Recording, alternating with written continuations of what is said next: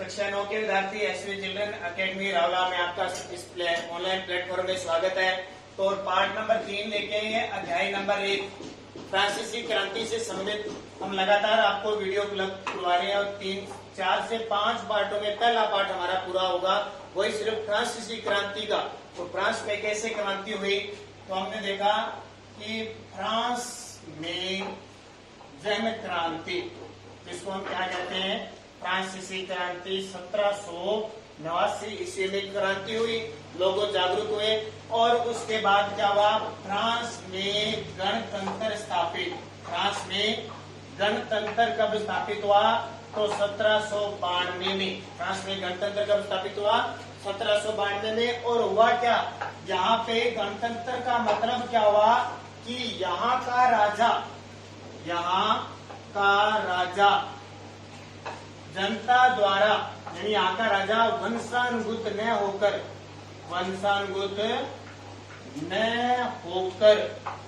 जनता द्वारा प्रत्यक्ष या अप्रत्यक्ष रूप से चुना जाएगा। प्रत्यक्ष या अप्रत्यक्ष रूप से चुना जाएगा। इसका मतलब क्या हुआ, प्रत्यक्ष का मतलब क्या है, जैसे हम वोट डालते हैं ना, सीधा जाके और जहां अपने गांव के अंदर वोट डाला जाता है, देखकर हम जब ऐसे लगा होता है वहां जाके वोट डाल देते हैं, वो तो होता है प्रत्यक्ष।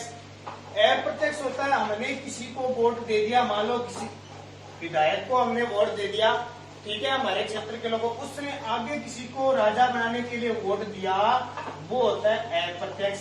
और प्रत्यक्ष जब हम खुद राजा बनाते हैं, वो प्रत्यक्ष होता है। तो गणतंत्र का मतलब क्या हुआ कि यहाँ का राजा वंशानुगत न होकर जनता द्वारा प्रत्यक्ष या अप्रत्यक्ष से चुना जाएगा। तो ये गणतंत्र हो गया। इसके बाद में उन्मूलन किसका हुआ, राजतंत्र का। राजतंत्र का मतलब क्या, राजा का जो तंत्र था वो समाप्त हो गया और गणतंत्र शुरू हो गया। तो फ्रांस में राजतंत्र का उन्मूलन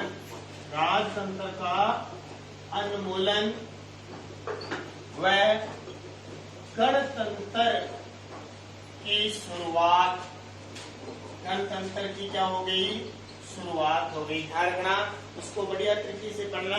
राजतंत्र समझ गए, तो राजतंत्र राजा का जो राज था, जो राजा जनता पर कर लगाता था, उन पे अत्याचार करता था, वो सब मिट के अब क्या आ गया, गणतंत्र। अब किसकी चलने लगी, जनता की चलने लगी। तो राजतंत्र का उन्मूलन हुआ लुई 16 में। ये देखिए 10, 15 और 16 को क्या कर दिया गया, गद्दी से हटा दिया गया, गद्दी से हटाया गया और सरकारी नियमों के तहत फांसी दे दी गई। अब गणतंत्र में हम बहुत सारी बातें पढ़ेंगे, जैसे कि महिलाओं की क्या भूमिका थी, महिलाओं की भूमिका व उनके द्वारा किए गए कार्य। महिलाओं की क्या भूमिका थी, महिलाओं को इस गणतंत्र में कब भागीदारी मिली, कब इन्हें मतदान करने का अधिकार दिया गया।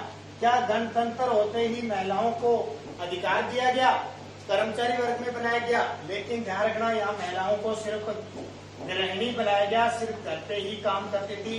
अब तक उनको मतदान देने का अधिकार नहीं था और 1946 के आसपास इन्हें मतदान करने का अधिकार हुआ। उनके द्वारा बहुत सारे कार्य किए गए, जैसे पुरुष वर्ग में कोई भी कार्य होता था तो सब काम कौन करती थी, महिलाओं के द्वारा किया जाता था, ये ध्यान रखना। फिर देखिए फ्रांस में क्या हुआ, गणतंत्र स्थापित होने के बाद फ्रांस का चहुमुखी विकास हुआ। फ्रांस का चहुमुखी विकास हुआ। जैसे फ्रांस में स्वतंत्रता,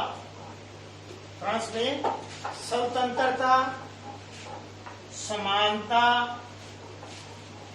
भातृत्व यानी बंधुत्व व कानूनत्व की भावना उजागर हुई, भावना उजागर हुई। यानी वहां के जो लोग हैं वो क्या है, स्वतंत्र हुए, स्वतंत्रता की भावना उनमें जगी, सबको इन्होंने प्रेरित किया। और जो राजतंत्र था उसकी जगह क्या गया, गणतंत्र। सबको समान रूप से रखा, चाहे वो अमीर वर्ग है, गरीब वर्ग है, अनपढ़ है, क्योंकि लगभग जनता जाति अनपढ़ थी, किसी के पास जमीन है नहीं है, सबको समानता की भावना से देखा और स्वतंत्रता की अलग जगाई। भातृत्व या बंधुत्व का मतलब होता है सबको भाईचारे के साथ रखना, सम्मान करना, सभी का बंधुत्व, एक दूसरे का सहयोग करना, मित्रता रखना, उस भावना से यह हुआ। और कानूनत्व की भावना, यानी जो फ्रांस के नागरिकों के, फ्रांस के नागरिकों के कानून, जो फ्रांस के राज्य सरकार ने बनाए, उनको लागू कर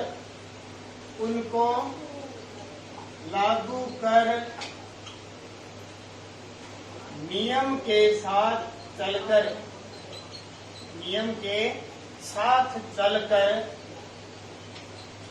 अपनाया गया। यानी फ्रांस गणतंत्र होने के बाद फ्रांस के नागरिकों को जो भी संविधान में कानून दिए गए, उस कानून के तहत फ्रांस की राज्य सरकार ने बनाए गए कानून को लागू कर दिया और नियम के साथ चलकर जनता ने फ्रांस की सरकार का सहयोग दिया। जो नई सरकार बनी थी ना, जो गणतंत्र सरकार बनी थी, उनका सहयोग या क्यों किया, क्योंकि पहले राजतंत्र था, राजा की चलती थी, राजा जो अमीर वर्ग के लोग थे उनको ज्यादा सहयोग करता था और जो संपत्तिहीन लोग थे उन पर क्या किया जाता था, अत्याचार किया जाता था। अब हम अगले पार्ट में जो बातें पढ़ेंगे वो क्या पढ़ेंगे, कल का जो चौथा पार्ट होगा उसमें ये पढ़ेंगे महिलाओं में क्रांति क्या हुई और फ्रांस में आतंक राज कब से कब तक था। आतंक राज जैसे 1792 से 93 के आसपास आतंक राज था, ध्यान रखना, 1793 से 1794 के पास आतंक राज था।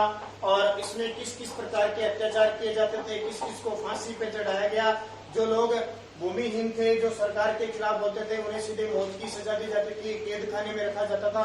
वो सारी बातें किसमें होगी, पार्ट नंबर 4 की बात करेंगे जो इम्पोर्टेंट होगी। तो एक ध्यान रखना, फ्रांस के जो नागरिक थे उन्हें सारे अधिकार दिए गए थे, जितने भी अधिकार थे। तो ऐसे चलकर फ्रांसीसी क्रांति का क्या हुआ, उद्भव हुआ। तो बात समझ में आ गई आपको।